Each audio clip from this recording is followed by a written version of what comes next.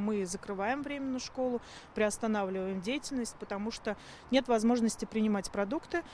Всему причина шлагбаум, который установили жители дома 52А по улице Губкина, рассказывает Светлана Хайруллина. Раньше к школе родители подъезжали через этот двор. Больше такой возможности нет.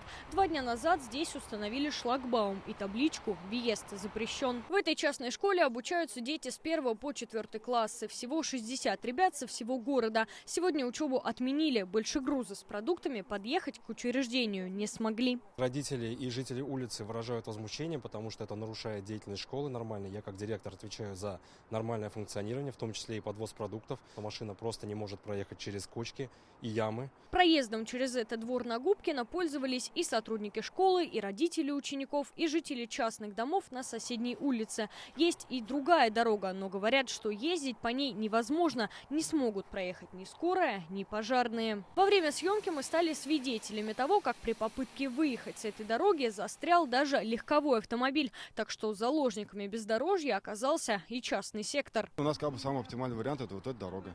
И мы не знаем, как будем ездить. Мы пообщались с жителями многоэтажки на Губкина. Нам пояснили, установить шлагбаум они решили на собрании жильцов, чтобы обеспечить безопасность внутри двора и ограничить движение автомобилей. Без тормозов едут, она едет, как ей хочется. Как говорит основатель школы, 2 года назад администрация Казани запретила жителям многоэтажки ограничивать движение, но полгода назад суд вынес решение: установка шлагбаума законна.